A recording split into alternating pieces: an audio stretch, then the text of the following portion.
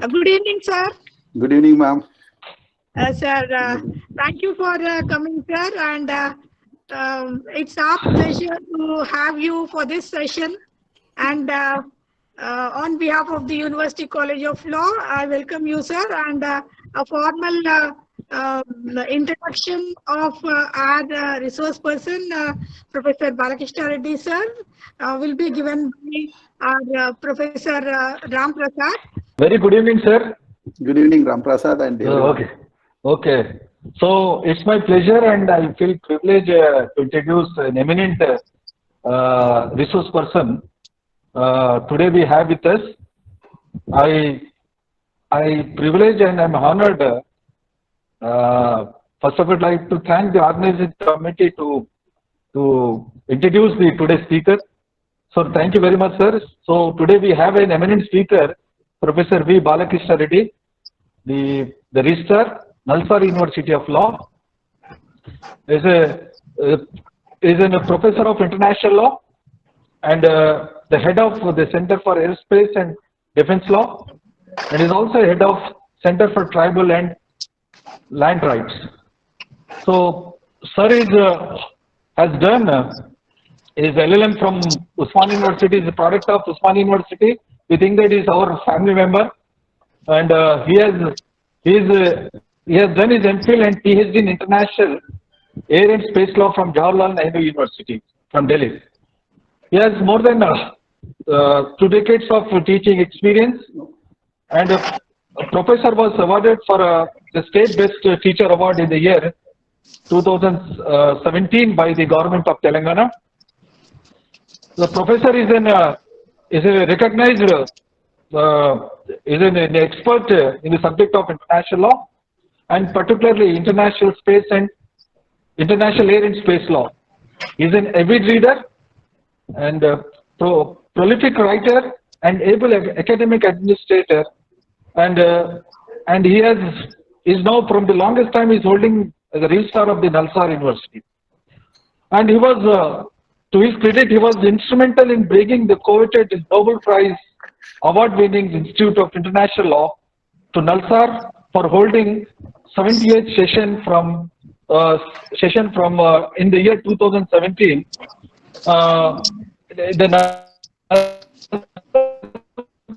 In Asia to host this session, and the participation of more than 100 members from different parts of the country, more than 65 countries, where the participants were judges, juries, arbitrators, and practitioners, and with the settlement of the international dispute.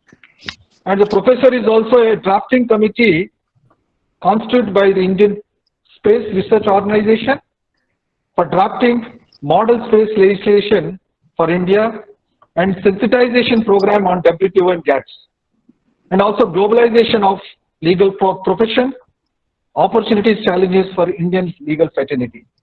The professor is also well-known academician. She is a visiting faculty in various number of prestigious institutions like General Sir John Kotewala Defense University, Sri Lanka, Mississippi University School of Law, Mississippi, United States of America, then International Institutes of Air and Space Law, Didon University, the Netherlands, the Institute of Air and Space Law, McGill University, Canada, Institute of Air and Space Law, University of Pogny, Germany, Center for Alexandre Korel, CAG Paris, and Department of Civil Aviation, the Government of Sharjah and UAE. And is a professor, the resource person is also associated with various institutes in India. He is a visiting faculty to School of International Business School, the Geetham University, Visakhapatnam, and Andhra University, Vizag, University, Hyderabad, and Damodar National University, Vizag, Indian Society of International Law, the Administrative Staff College, Hyderabad, the National Air Force Academy, Hyderabad, BITS Pilani, and National Industrial Security Academy, NISA, and International Council for Alternative Dispute Resolution in American International Studies. As a Aerospace and defense law introduced a focus on this related to air and space, so like the master in aviation law. Ram Prasad. Okay, I think so. Yeah. Postgraduate. Hello? Yes. Yeah. Yes. The last point. As the head of Center for Tribal and Land Rights, the professor has acted as the research and project director for drafting many legislation for the central and state government of AP. So like he has drafted more than 118 state legislation land laws for the state of Telangana and Andhra Pradesh. And he has been associated with various organizations with the government of Telangana and AP and the government of India also. So he has also guided PhD and MPhil scholars who are doing the research on the different aspects of the subject, like international banking insurance law, comparative corporate law, international environment law, and international humanitarian refugee law. So I think this is what to tell more. This biodata speaks about more his contribution towards the subject. I think we are very thankful to have such a professor. So we are very thankful to you sir, for having sharing your time with us, sharing your thoughts. So I would not like to be like a hurdle with the participant, you sir. So I request the professor to address the participant on this 10-day advanced legal research methodology workshop. Thank you, sir. So I'm going to discuss. I'm going to look at 4 aspects of discussion. One is, since my topic is teaching and research of contemporary international law, COVID-19 pandemic perspective. So you know that globalization has a lot of impact last 30-40 years. Similarly, I am viewing that the pandemic or COVIDization, I'm using the word maybe, but COVIDization is going to have a lot of impact on interstate relations maybe for next 15-20 years again. So in that context, I thought I'll share some of my ideas with you. So first aspect, I'm going to look at international law, domestic international law, domestic and international legal environment, compliances. One problem with the international law is that enforcement is a big problem because international law is interstate law. So that's where I'm going to look at how enforcement is happening, what is the nature of international law, how international rules are applicable when we talk about the interstate relations, then why and how states implement international law. So I'll give you background in first part. Then I'm going to touch few contemporary issues. Of course, there are many issues, but I'll try to give 4 or 5 important issues, including aviation, how pandemic is affecting international aviation, human rights, then how it is affecting humanitarian refugee law, health law, trade law, environment law, investment law, all these. I'm going to look at second aspect is how these contemporary issues which are impacting international relations because of COVID. Then we as a lawyers, how are we going to help the global society? What are our takeaways? How we can help that, particularly in global governance. Then last part I'm going to touch, already speakers are going to talk a lot on that, but as a researcher, as a student of law, what are my views on the role of supervisors, how you can supervise. I will share my own experience, how teaching methods, then practical teaching methods,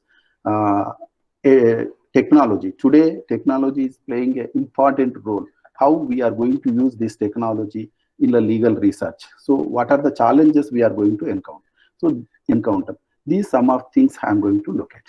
Friends, last 4 to 5 months, we are hearing a lot about pandemic, how pandemic is going to impact and what is the economic, political, social impacts we have seen, and everyday paper we are also looking.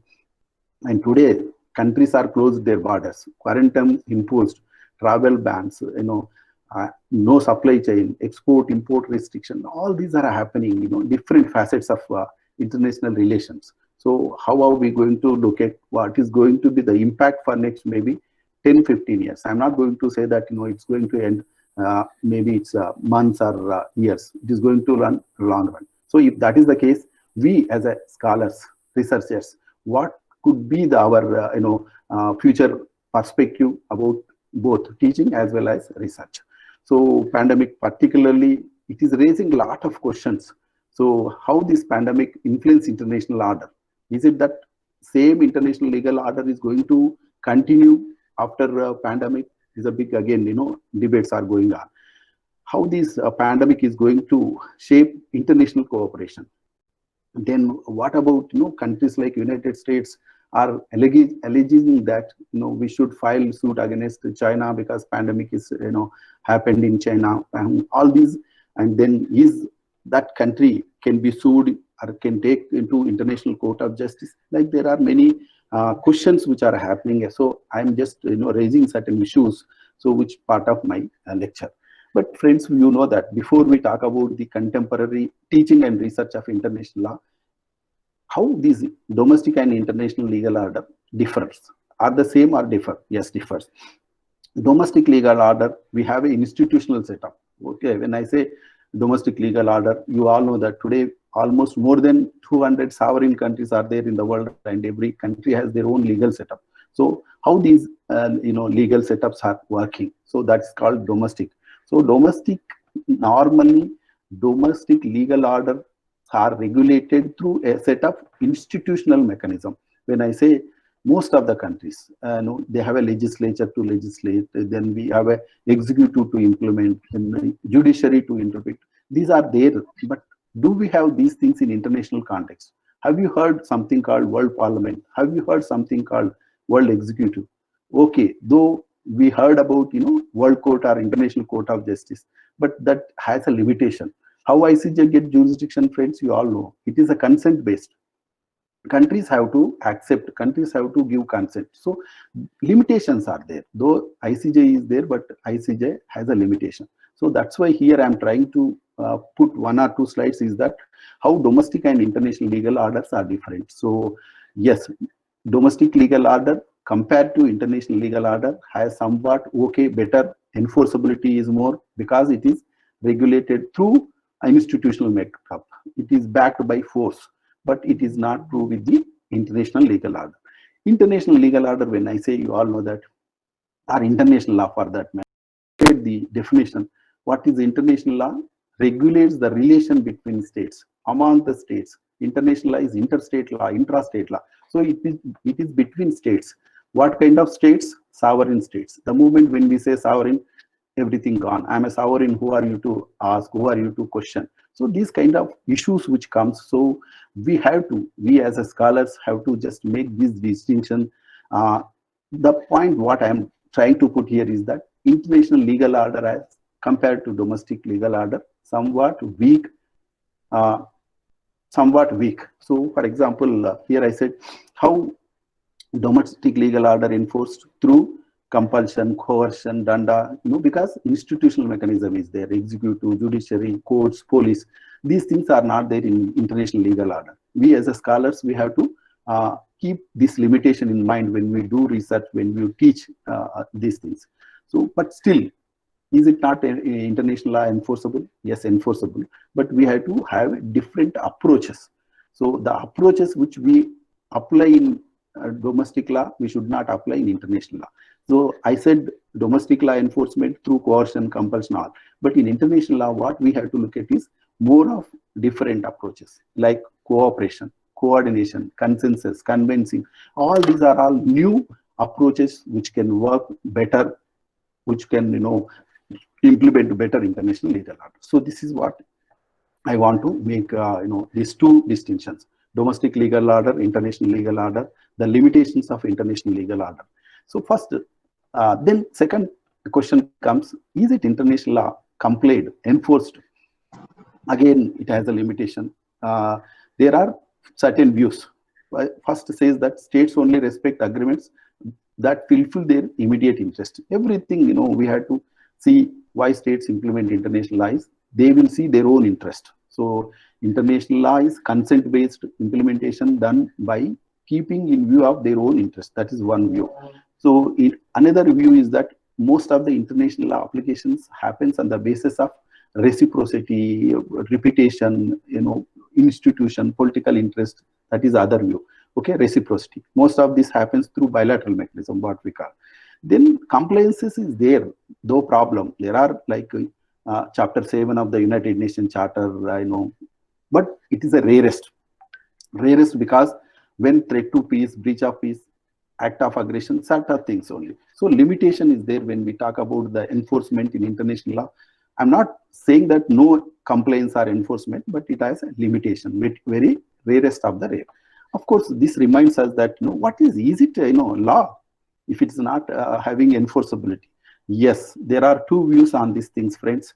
That is the nature of international law. One view says that international law is not law. Why? What is the law? According to this school, actually, this school called positivist.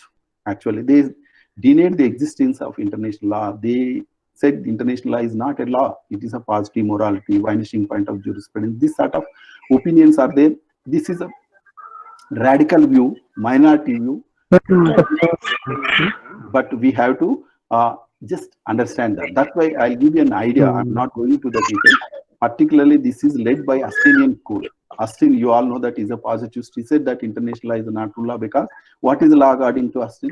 Law is a command of sovereign given by political superior to inferior. Where is, if you look at international law, where is the sovereign, command, sovereign? Every state is a sovereign state. So that's why those who supports positivism, they denied international law, and to some extent, okay, but that was 18th and 19th century. Friends, we are in 21st century. I don't think that is followed by many states. Today, if you look at including India, many states, they followed other international law. What is the object of law? We as lawyers, we are law professors, law students. So what is the object of law? Maintaining order, implementation. So is it international law implementation is happening? Yes, most of. For example, take any important international organizations, international treaties, almost all countries part of that. That shows that countries are interested part of the international law. They are implementing. Example, UN, you take 193 members out of maybe around 200 states. Take international treaties like UDHR, international treaties like we have Geneva Convention. Almost all countries part of that. That shows that implementation is there and states are accepting, and including India. So those who support this, they argued that we have to see the end product. What is the object? Object is implementation. Is international law implementation is there? Yes. What is the process which you implement is immaterial. So reaching goal is important. Which route you take is immaterial. That is what they argue. And today international law is implemented like other laws. Why international has to implement? Again, continuation question. Why implementation? How implementation? Just I will touch very briefly. So yes, there are certain global developments. If you look at last 30-40 years, lot of certain compelling things which are making states to be part of the global society. International law, when we talk about sovereignty, it's a very important because we talk about law between sovereign states. So that's why sovereignty is important. Though negative thing, the moment when you say sovereign, enforcement is a difficult. But today, friends, if you look at sovereignty is changing. Okay. Earlier, countries used to give much importance to the political sovereignty, but today countries are giving importance to the economic sovereignty. What do I mean by? Yes, till recently, most of the countries were under colonial rule, so they want to achieve independence, and we did, like India, many countries. But today, almost all the countries achieved that, and today they are looking other aspect, that is economic sovereignty or development. That's why in lighter way, I always say all isms have now taken backseat, like socialism, communalism, capitalism. Today, countries are following only one important ism, is the materialism, developmentism. In this process, actually, they are not caring about the ideologies, ideas. That is what I want to know that. So, shift from political to economic, globalization. You all know that globalization, liberalization, privatization, deregulation, all these new concepts are emerging in the international plane for last 30-40 years. Of course, friends, here I am touching the globalization. It has both positive, negative. Positive, it has solved many global problems. But negative aspect is that particularly we countries like developing countries have more problems. Negative. Okay, today, one of the negative aspect is that countries are actually not in a position to make their own law. So it is dictated by developed countries. So there are lots of negative impacts also there. And other reasons, independence to interdependence. Today, globalization made and same thing is going to happen, post pandemic, is that independence to interdependence. Today we are living in interdependent world. That's why international law assumes a lot of importance, and we have to be part of that. Other issues like lawmakers to law taker. Most of the today law we are taking from international treaties. All these compelling, necessitating that you have to be part of the global society. There is no doubt. How mighty you are, how powerful you are, how big you are, it won't matter. You have to depend on other countries. Dependency is the order of the day. That is what I want to say. Because of the dependency, you have to follow international law, and we are following. Of course, friends, we have to keep in mind that when you want to implement international law, you have to look at what good about your country, what bad about that country. That is where our prudence matters. So this is why countries have to implement, because of certain compelling reasons. Then next question comes, how we are implementing, including India. So if you look at domestic implementation in India actually, so of course just now I told that 200 sovereign states, every state has their own legal systems. It is very difficult to impose, like vertical, horizontal, nature of international law. So creating a lot of problems. So here, if you look at how the implementation, there are questions comes. There are theories actually. So some says that is international law and municipal law different? When I say municipal law means law of the land, state law. So are different? Yes. Some that. So some majority of the countries say that no, international law and domestic law are two different distinct bodies. That is what we call dualism. I'm not going to theories all, but there are views among the countries that monism are same law applicability, maybe through states. But majority of the countries, including India, we follow dualism. Dualism, we believe that international law and internal law are two different distinct bodies. If at all international law has to be implemented in the domestic context, we have to make enabling legislations, or incorporation has to be there, and we do that. I will elaborate when look at India, because today we are going to talk about how implementation of international happens in India in the context of COVID. So earlier it was globalization, but today I am going to talk about pandemic or COVIDization. How are we going to transform those rules into domestic law is a question mark. Of course, we can learn lessons from what happened with the globalization. So domestic enforcement, international law is very important, and particularly this is, you can apply this maybe next to 2-3 minutes talk is to any contemporary area. That's why I'm putting here domestic implementation of international law. Once you are okay with international law, understand international law, but international law has a certain many emerging areas. That is what my talk is going to say. Today we have a air law, space law, defense law, then we have human rights law, humanitarian law, the refugee law, investment law, name anything. So, but the main understandable thing about this is, yes, international law. Then we have subsets of international law, international issues. So to understand domestic implementation, we have to look at, because all you are learned people, so I'm not going to the details, but I'm just giving idea. So how we implement is, we have to look at the Indian Constitution. I told just now, friends, we follow dualism. We believe that international law is different, domestic law. So if international law has to be implemented, we have to incorporate. So if that is the case, how India implements? Where to start this discussion? Yes, we can look at the Constitution. So Indian Constitution. Why I am talking about Indian Constitution when I am referring something international law? Because Indian Constitution is the supreme law, basic law. You all know that all laws comes from, originates from the Constitution. So being a supreme law, so I want to look at how the constitutional provisions incorporated certain constitutional provisions relating to international law. Yes, again, India in Constitution is the lengthiest Constitution or bulkiest. I'm not going to that, but to 400 plus articles, all those. But there are certain articles which are relevant to our discussion. That's why I'm bringing constitutional law here. So if you analyze all the articles broadly, we can make 3 important areas. Okay, all constitutional provisions relating to international law only I'm talking about. If you look at that, so broadly we can make 3 aspects. One is general, okay. Then second is relating to executive. Then third is legislation. General provisions part Article 51 of the Constitution. You all know that Article 51 figures in Part 4, and the Part 4th is actually it is a directive from the Constitution to the state for many things, including implementation of international law. That's why it says state shall endeavor, Indian state shall endeavor for promotion of international peace security. It has to be part of international treaties, peaceful settlement of disputes, all those general. Then Indian executive, I'm talking about implementation.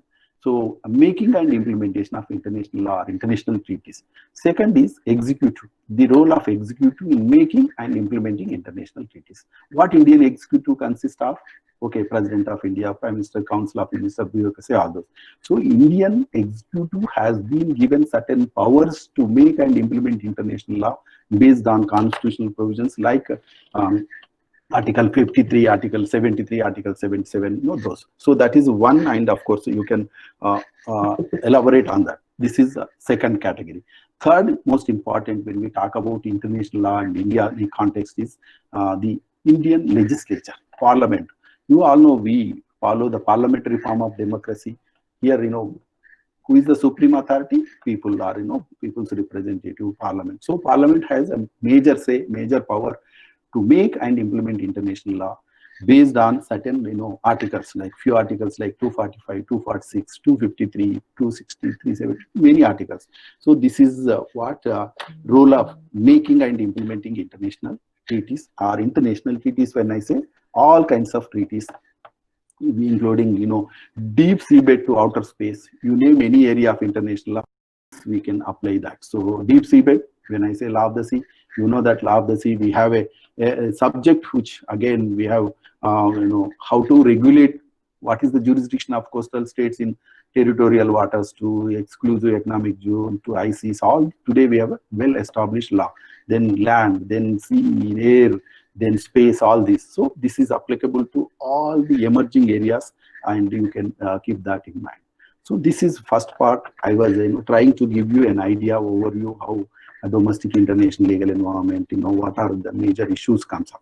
Then second part, I'm going to put here certain contemporary issues keeping in view of the pandemic or COVID issue.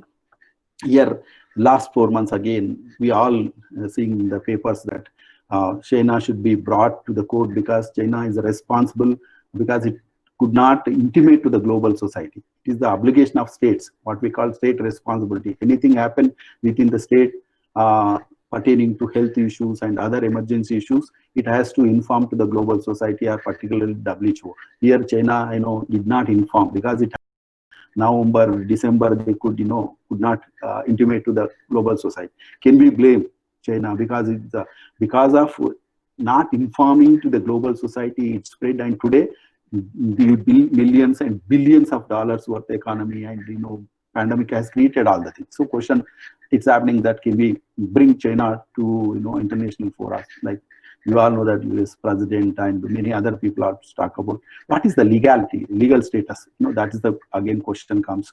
Then WHO mainly is WHO did these functions when it comes health regulations, health law. So that is again question mark. And then ICJ, can ICJ get jurisdiction? Can China accept jurisdiction? Those kinds of lot of questions are coming up. But legally speaking, of course, I told you limitation is that sovereign states, it's not that easy. Second thing is China is also part of P5, all those issues not that easy. But these are all discussions are happening.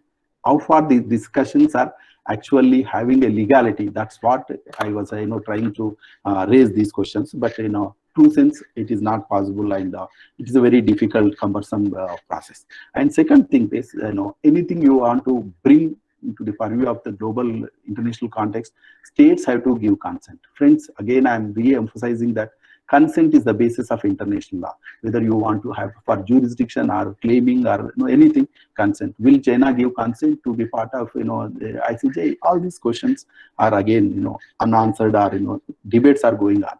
Of course, it relating to same state responsibility. I mentioned that China should be made liable because China is neglected, China is not informed, it violated international obligations, all those.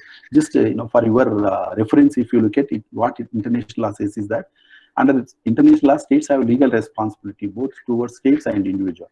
states violate international law, is responsibility to immediately cease unlawful conduct, though it has to appropriate and inform proper bodies. But here China did not that. That's where the questions comes, and particularly international health rules, all China violated, and other international law principles.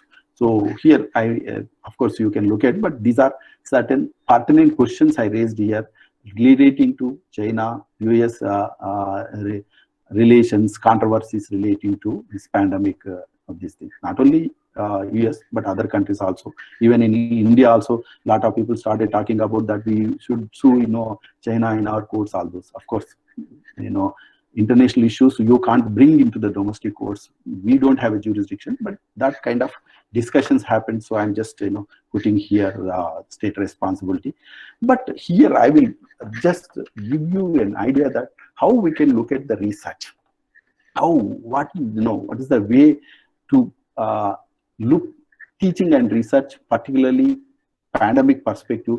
So I may be giving you few examples only. I'm not discussing all these here because of time constraint, but I'll highlight 4 or 5 important international law areas or emerging international law areas.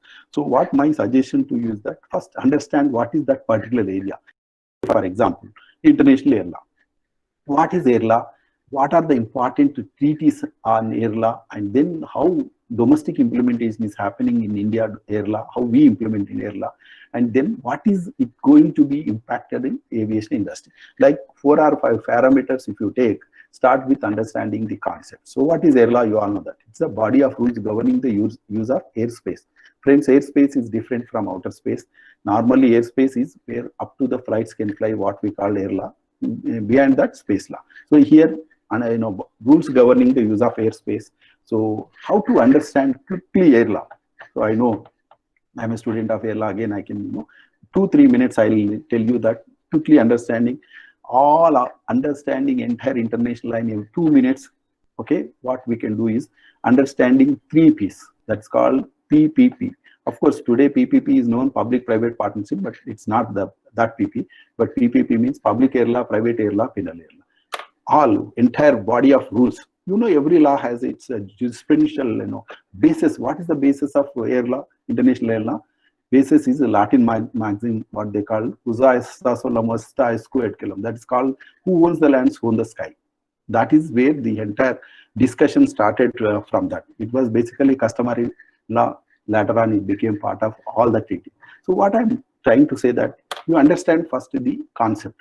So what is that law? How that law came into existence, or what are important international legal regime that. So if you say air law, one regime talks about Chicago regime. When I'm using the word regime, means broad. Chicago regime deals with general and technical nature of international law. There are many treaties. Broad word I am using. Chicago regime deals with the Chicago Convention and other conventions dealing with technical and economic aspects. So that is one. Then Warsaw regime, what called liability related. This is called Warsaw Convention 1929 and other conventions. So that is. Third area is criminal air law, safety, security. So these 3 comes together, around 20 important international treaties put together, what air law. So that is the one. This is international air law. Of course, we have a lot of developments in international law, deregulation, liberalization, privatization, all those things that I'm not going to. But once you have international law understanding, then how countries implement. I told you that states do not. One limitation I told you in the beginning that limitation of international law is that international law does not have its own machinery to implement. It has to depend on the countries. That's why implementation is ultimately done by the states, parties. So how we implement in India, there are 15 to 16 important legislations which part of all these treaties. So India implements that. This is one aspect. What is that law, how that law operates, and what is the domestic regime, and then look at impact of COVID. So how COVID is impacting the aviation industry, any country, or for that matter India. Friends, if you look at today, whole, one of the major affected in the sectors is air transport or aviation sector. Today, airlines are bankruptcy, airports are not having, then passenger, cargo, courier, all those. It has and a lot of international organizations are working towards this, but one of the major affected thing. So we as a how are we going to revive this industry is a big question, big researchable question. So of course they are asking state states help, state finances, all these things, that is different. But all these international organizations are now working for reviving the industry. So whether it is ICAO, that's called International Civil Aviation Organization, or Airport Council International, or IATA takes care of all airlines, all. So this is, we have to look at the what kind of issues which we can do research, which can be through. Why I'm again emphasizing this, friends, these are issues which are going to have impact maybe next 1 to 2 decades. This is my very preliminary observation. That's why we have to look at studying, researching of law pre and post COVID. So aviation is a one. I can go on giving example. Today, again last 4 months, human rights violations are happening across the globe. Okay, so if that is the case, how to understand human rights? First, to start with what is a human rights, and then how human rights law operates. Okay, so of course human rights relating to those human rights. Then how human rights law operates is 2 levels. We have a soft law, we have a hard law. Most of the human rights law initially developed soft law. Soft law means non-binding nature. Soft law means UN General Assembly declarations, resolutions, all those. So the basic jurisprudence today we talk about human rights is developed by a soft law now. That is what we call Universal Declaration of Human Rights, having 30 articles. It elaborated everything. So based on that non-binding instrument, we are again have binding instruments like our treaties. Subsequently, elaborating the UDHR 1948, we have 2 important international treaties, what we call Covenant on Civil and Political Rights, Covenant on Economic, Social, Cultural Rights. It's again extension of UDHR. But question comes, you may ask question, why? If everything is there, what is the need to go for treaties? Friends, limitation. That's why I said soft law. Soft law, you can't make countries binding. Okay, only it is a recommendatory in nature. That's why to implement effectively, you have to see that treaties are there. Then once you are party to treaty, once you sign treaty, ratify treaty, then your obligation comes. So that's the reason why to make more effective implementation, the same was reiterated, elaborating these things. So this is important thing you have to look at. So we have what we call entire understanding the jurisprudence of international human rights law by understanding 5 important actually soft and hard law: UDHR, ICCPR, ICSCR. Then we have protocols to these conventions. So that is one aspect. Of course, today regionalism is also happening, and lot of impact is happening to regionalism and regional human rights movement also because of COVID. So you have a human rights violation across the globe, whether it's a European Union, North America, or Africa, Asia, all those, lots of violations are happening. Lot of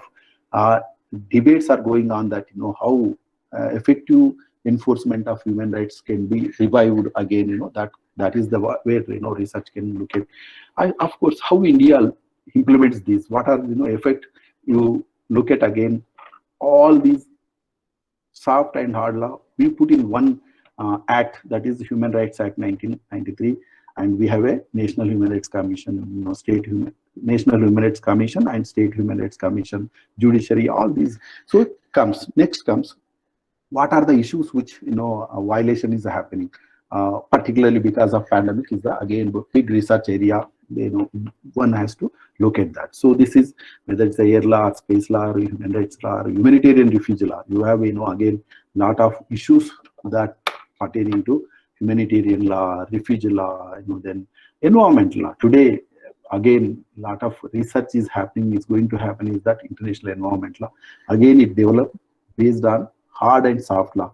Initially through soft law, examples Stockholm Conference of 1972, then Rio Declaration of 1992, Johannesburg Declaration of 2002, and then we have many other important international treaties pertaining to particular areas also. So it's a particularly lot of jurisprudence is developed by Rio Conference and Johannesburg Conference, making both hard and soft law. So today the pandemic, if you look at, has created a lot of environmental, though researchers are saying that environment is a positive side of environment because pollution has come down, and then we have air pollution, other pollutions. But that is not that thing. But there are lot of areas which are, we can think, research and researchable. Similar thing, intellectual property. How these existing impacting the future. That is what I am just referring. Some examples only here. Particularly if you look at intellectual property. So again, quick, how to understand what is the legal regime available now, and how domestic implementation is happening, and how it is going to impact the COVID. So these three aspects I am putting all in one. So friends, you all know that intellectual property is human creation, and it's the last more than 150 years, 200 years, lot of international regime is established to regulate intellectual property. Okay, what are those we have? Again, to broadly, to under summarizing, I have made three important aspects. If you ask me, as a student of international law, a teacher of international law, if you ask me, sir, tell me in 3-4 minutes, yes, this is the way to understand. One is three important aspects of international IP we can look at. One is Paris regime. Yes, Paris regime deals with Paris Convention 1883 relating to patents, trademark, designs. Okay, that is what I call. There are all important treaties relating to patents, trademarks, designs, and other things. I'm not going to that, but Paris regime deals with a patent, trademark, design.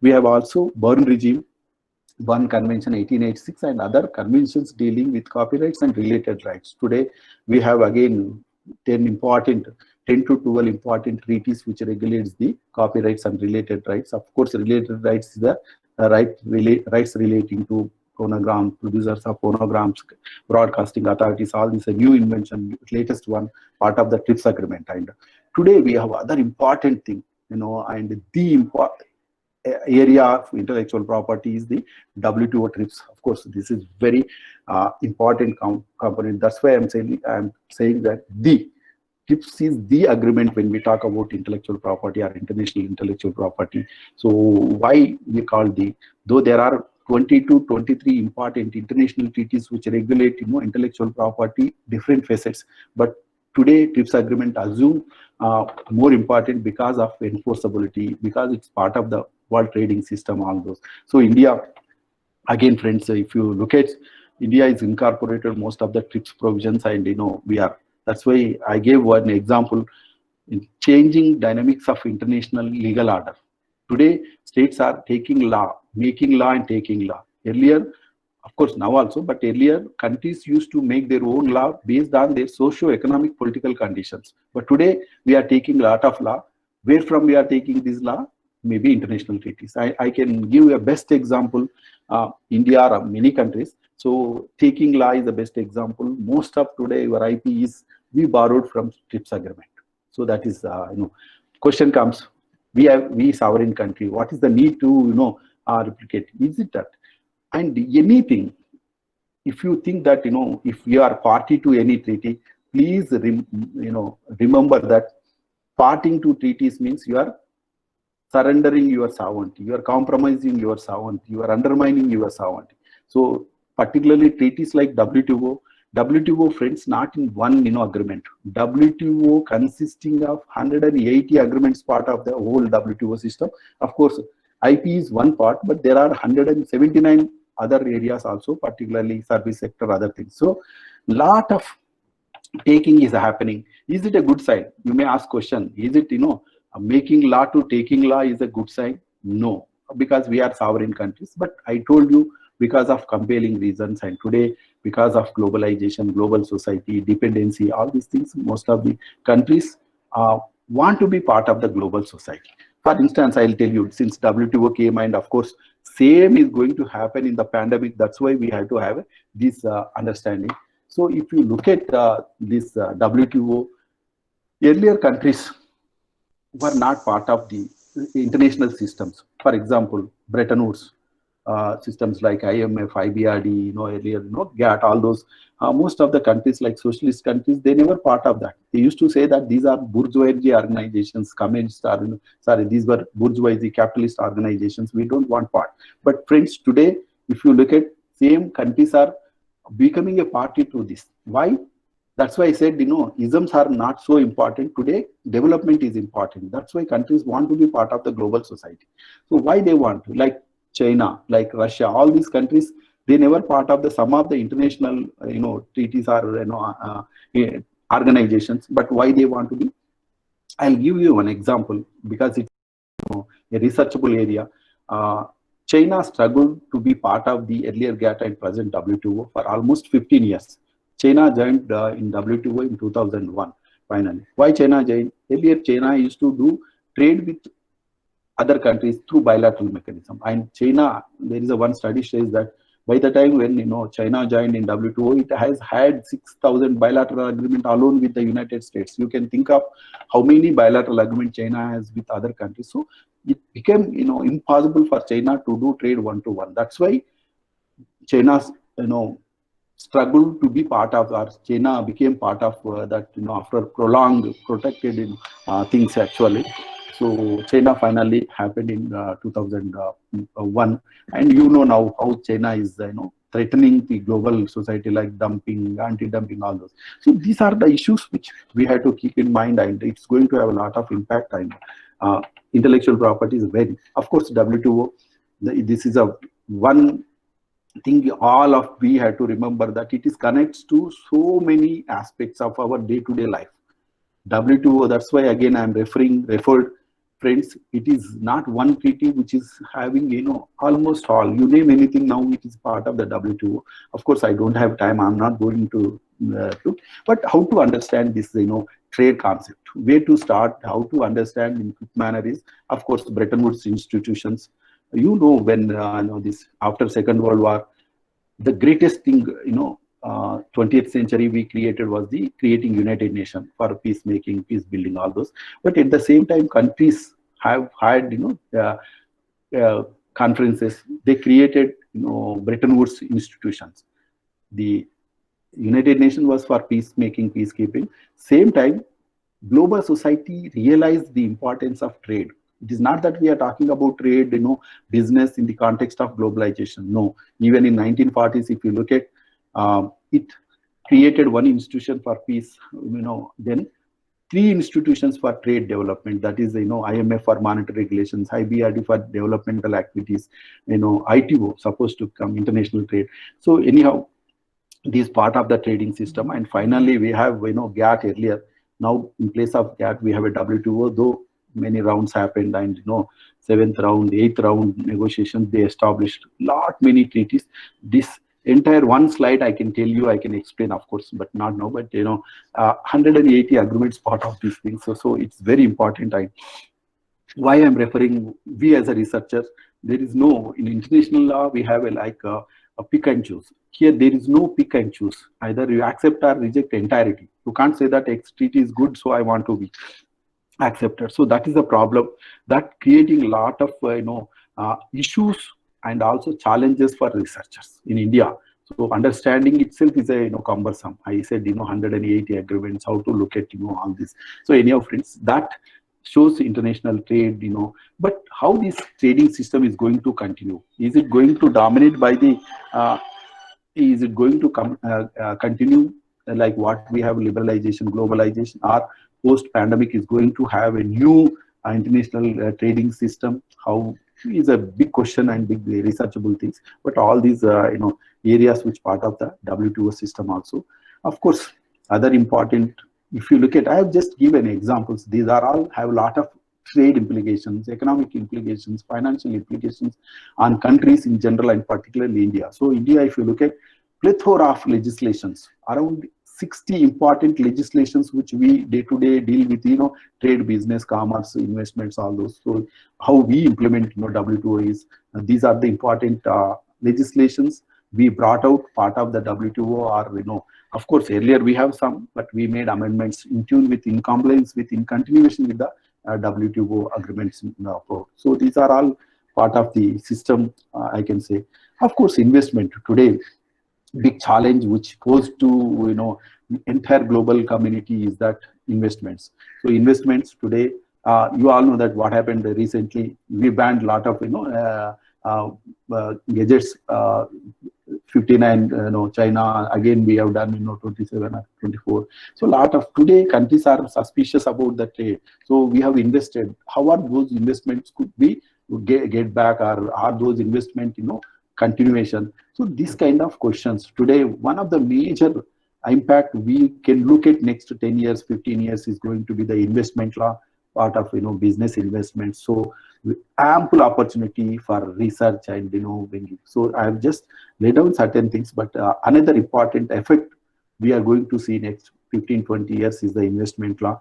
Why I'm referring investment law is that there are certain agreed principles as of now till today. Okay, so investments, whether it's the bilateral investment or regional investment, multilateral treaties, there are certain agreed principles.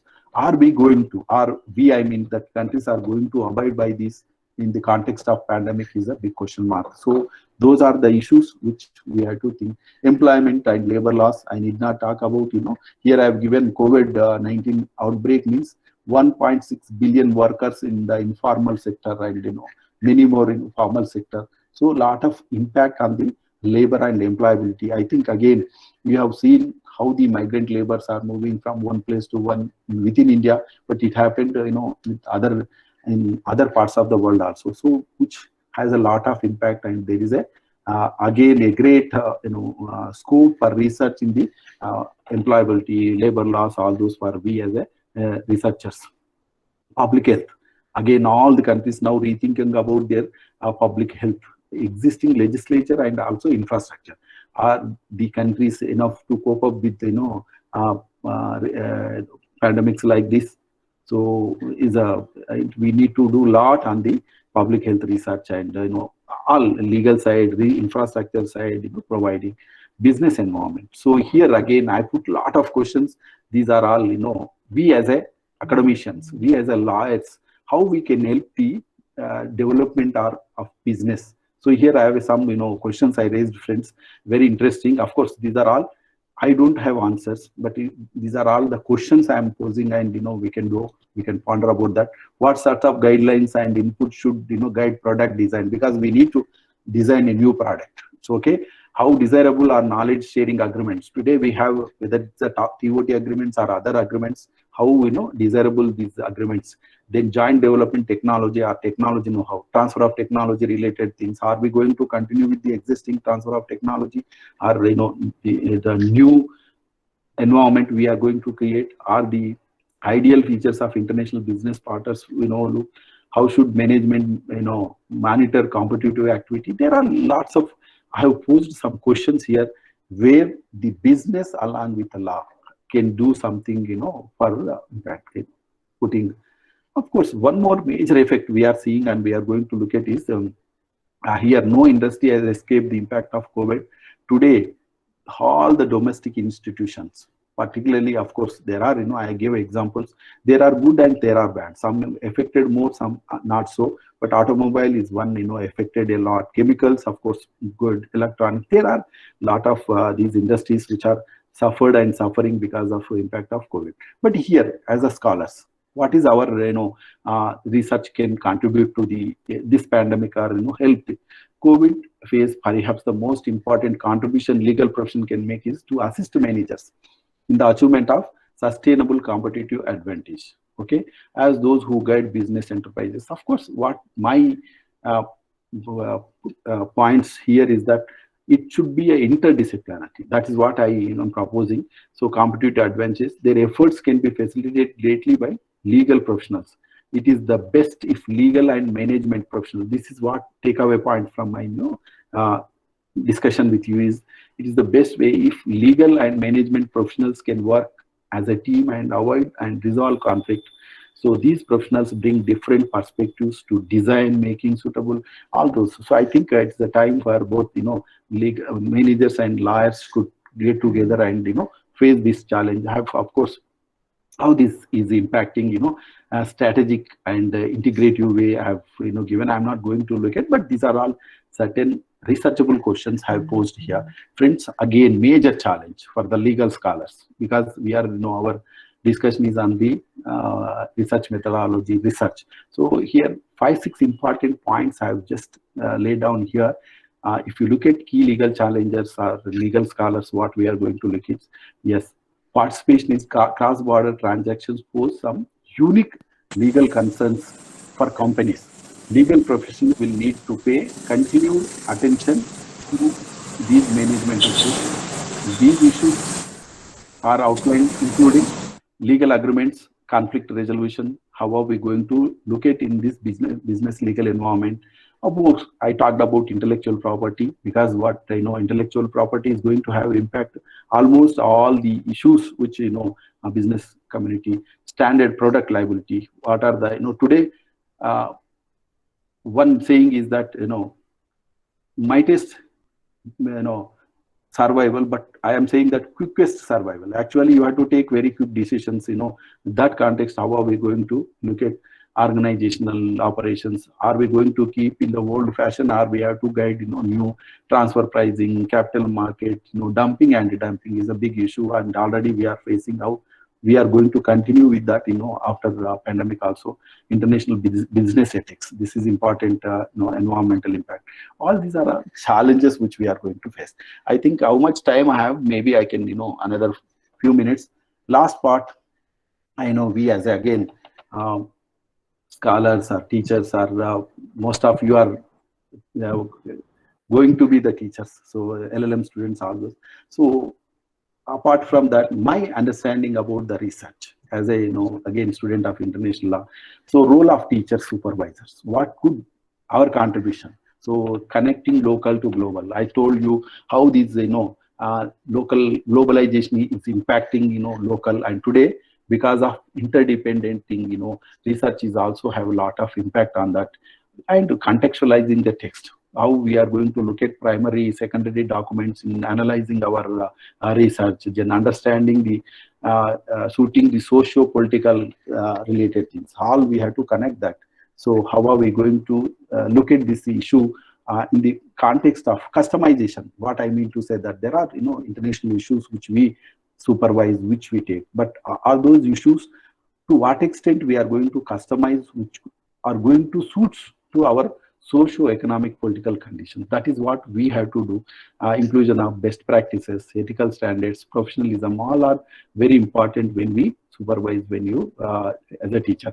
Developing, taking an approach subject to topic, what are, you are going to take, how you are going to, analyze that topic, we have to guide them. Use and development of language skills. Of course, one problem we as a legal scholars we face is that language is an important issue. That also we are having a lot of problems, and language is a major barrier for scholars and researchers in law. Teaching methods, what kind of methods we approaches depend upon the teacher who taught, who discuss. One is lecture method. Again, we have interactive method, discussion method, seminar method, problem solving method, case study. It depends on what kind of case you give, how you are going to assess. It is completely depend on the teacher students. What is convenient to you, what is good to you, depend on the group size, their capability, understanding. We have to apply this interactive method. Of course, traditional methods normally we don't, but some law school cultures more interactive discussions, depend on the subject which you teach. So access to judgment, today everything is accessible. Today, if you look at, because thanks to technology, we can access everything, anything. Of course, some are paid, some are not, free also, that is. But today there is a lot of scope for research, is that you can access, sitting at your home, you can access any judgment, whether it's a Indian Supreme Court judgment, or International Court of Judgments, or International Law of the Sea, International Criminal Court. All today, if you look at their website, their cases, past cases, present cases, all those are there. So we have to take out and we have to their research. So that's great asset. I can say that, you know, technology is giving us actually as a scholars access to reports, law commission, international law commission, all now these are all available on the website. Most of, you know, these things, that is a good. And you know, how we use is depend on our, you know, skill, our, you know, practical teaching methods. Of course, stimulation, moot course, field visit, depend on the research. I'm just putting, you know, all these things not in one parameter, but generally we have to see what suits to you, you know, when you choose a problem. Okay, so these conditions in jail, you know, particularly when you look at field visits, all those depend on the area. We can observing course, tribunal proceedings, legal clinics, environmental impact assessment. Now, all these are part of the practical thing. When you look at, you know, practical, we can involve some of these, or any one of these, are, you know, more than one, depend on the topic which you.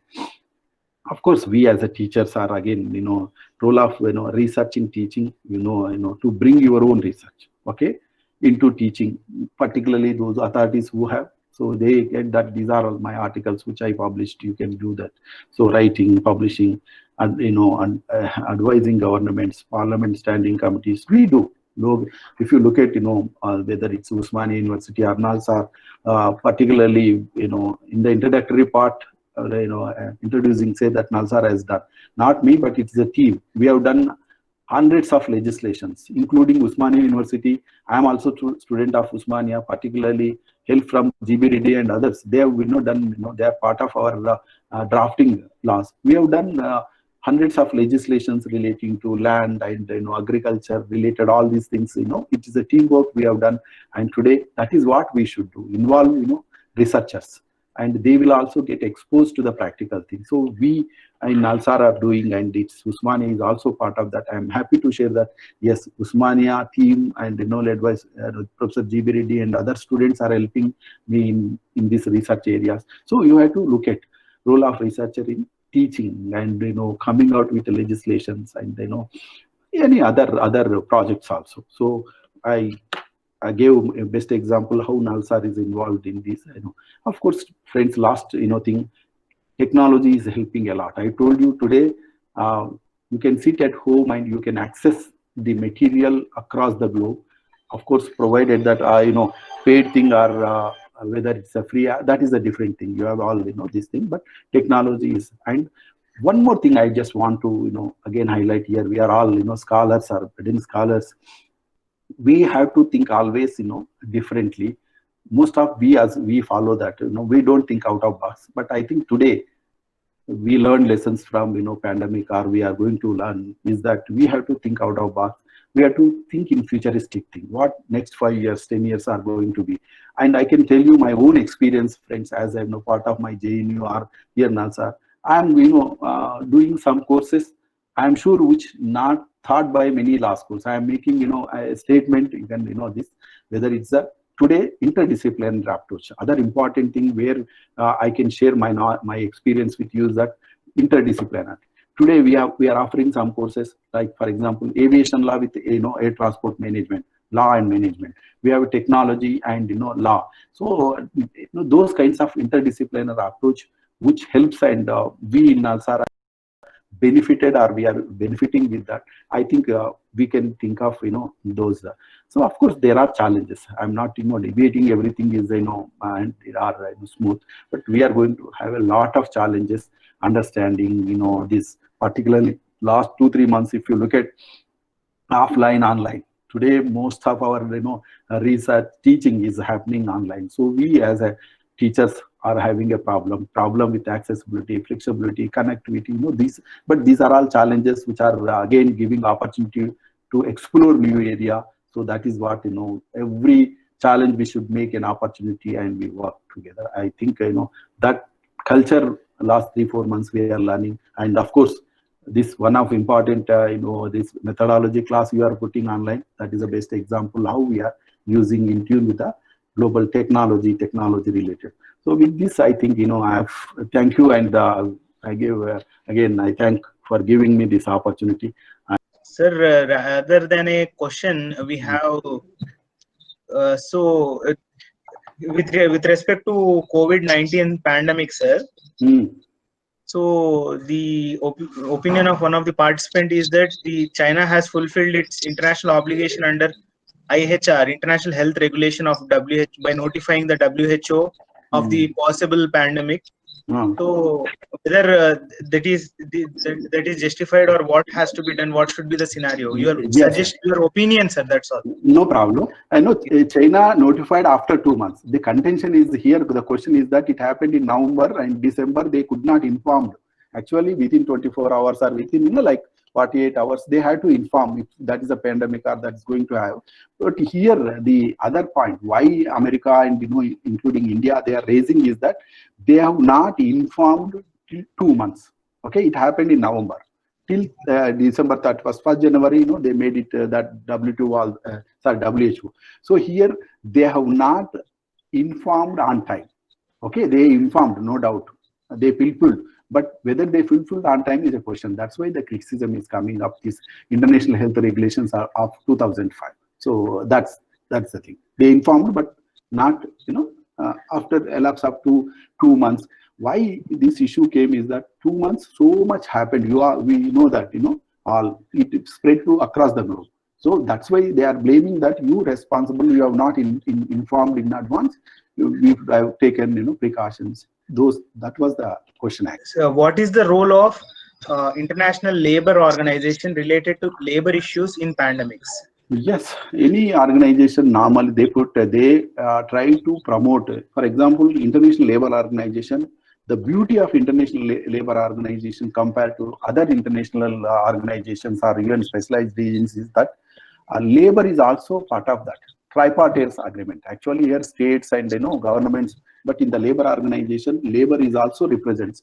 So now labor organization is 2 days back again, they came out with new regulations, keeping in view of the pandemic. So ILO is trying its best to improve the working conditions and bring back to the normalcy, and they are trying to talking to the respective governments. So those efforts ILO is trying, but international organizations, they have a limitation. Friend, you know that whether it's the WHO or ILO or ICAO, they have a limitation because countries have to accept.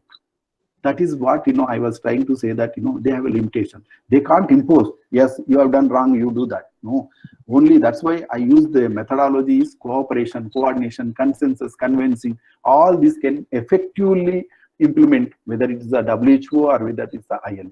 So different approaches, different methodologies. That is what ILO is also trying, convincing the countries that you adopt these norms, which can help the labor. Is there any necessity to regulate the international agreements? It is that regulation. Of course, necessity is we have to regulate. Otherwise, unregulated thing, how it happens? Regulation is compulsory. So they have to regulate. How they will regulate is again different method. Whether they will regulate through applying their own methodology, or employing like United Nations, or sometime I was mentioning that Chapter 7. It's very difficult, but yes, you have to implement that. So, but what kind of methodology you apply to implement that is depend on the situation and nature of activity.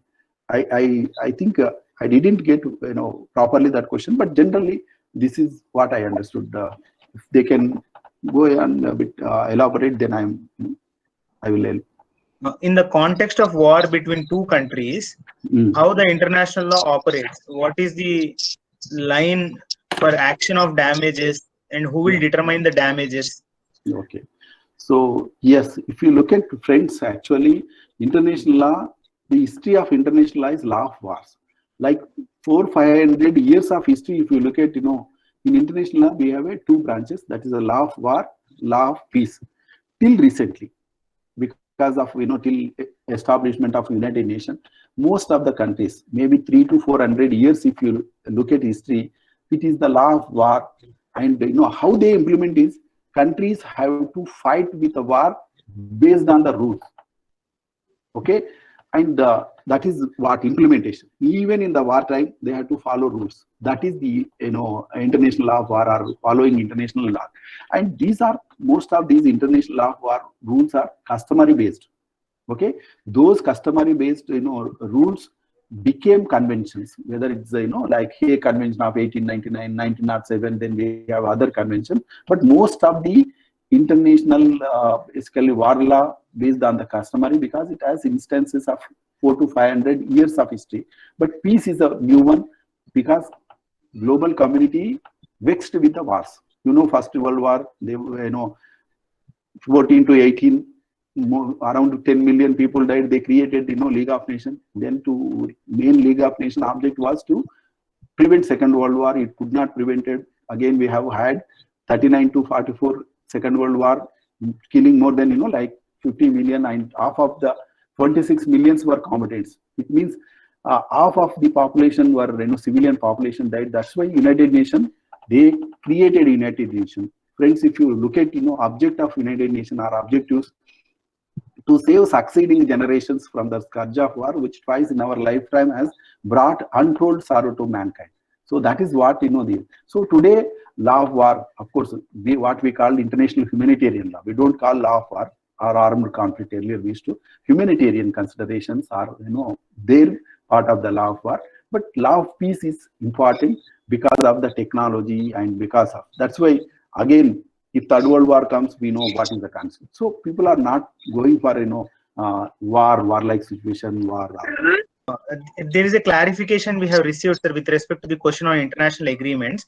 So the participant actually wanted to ask, like, due to the pandemic, there are several international agreements. There is a breach, like China has breached agreements.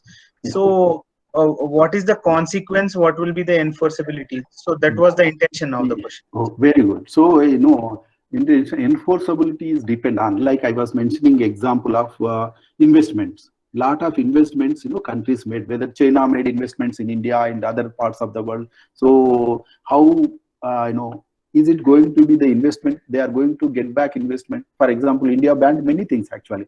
So what is going to be the situation? Of course, friends, in international law, it is the duty of the state. That's what we call state responsibility. State has to pay compensation. There is a formula called due, prompt, and adequate compensation. If we are confiscating or nationalizing, we are taking away properties of other countries, any country. So it is the duty. That's what we call state responsibility. State to see that the person or company should get proper compensation. So this is a rule.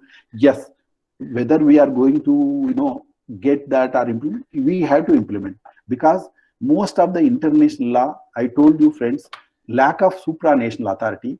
It is consent based, voluntary in nature. So we have to respect those treaties. It has to be, but there are violations. I am not going to say that international law is 100% or there are violations, but they have to respect. That's why countries give respect international law. I said first view, second view, third view, because of reciprocity, because of fear of that other countries may also ban other things, because of social status. Those are some of the guiding principles which we follow international law. And definitely these investments and other things, the country, the corporation, the company has the right to get compensation if they are banning or they are taking away. Generally they don't take those things, but extreme steps only. Yes, sir. Next question, sir. Sir, considering the fact that all states jealously guard their sovereignty, is it possible to have effective compliance with respect to international law? Yeah. So that is what I was trying. Compliance and enforcement is a big challenge, because every state is equal. Every state is a sovereign. So that is and friends, again, to explain you what is a law. Law is above everybody. Yes, if you are a citizen of India, you have to follow what Supreme Court says or a court says. But here, the law, which when I say law means international law, understand the definition. Law between sovereign states. The international law regulates the relation between states, among states. International law is interstate law, intrastate law. So the moment when you say that it's there, between, not above, you have a lot of limitation. Second limitation is that it is a sovereign state. So we have a problem. So I am not going to. Third is lack of enforceability, lack of supranational authority. There are lots of issues, but still international law implementation is happening because of voluntary, because consent based, because fear, all those. So, but there are instances. I am not denying that, violations are there. Violations. There is a one, saying, not saying, but it's true also. Internationalize more effective when it comes developing or less developed countries. It is ineffective when it comes developed or superpowers. So this is the general statement, friends. Those who are poor, those who are developing, the effectiveness comes, but big power, big P5 limitations. That is what general understanding. I'm not saying that they should violate, but generally that is the inherent deficiency, difficulty, loopholes in the international legal because of horizontal nature, and everybody is a sovereign, everybody is equal. Yes, sir. Sir, next question, sir. Can UN specialized agencies impose penalties on liable countries in case liability is proved? Yes, there are cases actually. UN specialized agencies also have a legal personality. If you look at Article 104 and 105 of the UN Charter, it is recognized, they can sue and they can be sued also. So the legal personality. There is one famous case, a reparation case. Okay, reparation for individuals suffered in the service of United Nations. Actually, reparation case of 1949, 50. That case shows that international organizations have a legal personality. They can sue and they can be sued. They can definitely. That is one. Second is most of when we say international organizations, UN specialized agencies, they can seek advisory opinion. Okay, second point. Of course, they can get compensation that. But second is that advisory opinion. If any issues comes, then they can seek advisory opinion from ICJ, like what we have in Supreme Court. Okay, sir. Sir, last question, sir. The question is, sir, is it violation of international conventions in respect of China, which has terminated the sponsorship of Chinese companies to BCCI, even though China was not declared as a enemy country? Okay. Yes, not only that, but that's why I said, apps. We have banned many apps. Government of India has banned many apps, and like 59, Latran, all these. These are all violation of existing international law. But friend, every principle has an exception. Okay, exception in the context of national security, national defense, all those, there are. But generally, rule is that they should not do. It should continue, and this pandemic is maybe time being, but you can't cut away your relations with other countries by banning all those, whether it's a sports or whether it's a health related or anything. So it should not do. But countries have, again, they can take this plea in the national interest or sovereignty or protection. Those kinds of exceptions only, but not as a rule. Okay. Okay, sir. Thank you, sir. That is the Q&A session, sir. Now take the privilege of proposing vote of thanks, sir. Sir, in your lecture, we understood the depths of the international law and also how it is so different from municipal law. We also understood as teachers and researchers, we cannot view the international law in the same lens as are perceiving the municipal law, as we view the municipal law. Yeah. The inherent deficiencies of international law were very nicely pointed out to us and were understood by us, sir. And also with regard to the current COVID-19 situation, the different aspects relating to the international agreements, to the enforceability of such agreements, with respect to the duties of WHO, UN agencies, everything has been very nicely explained to us, sir. We find it a privilege that you have been a part of the audience in your lecture, sir. So on behalf of University College of Law, Osmania University, I thank you very much, sir, for your valuable time and for accepting to be a resource person for this online session. And thank you so much, sir. Thank you, Irfan. Thank you, ma'am. Thank you, everyone, Thank you, for sir. being part Thank of you so much, sir. patiently hearing. Thank you.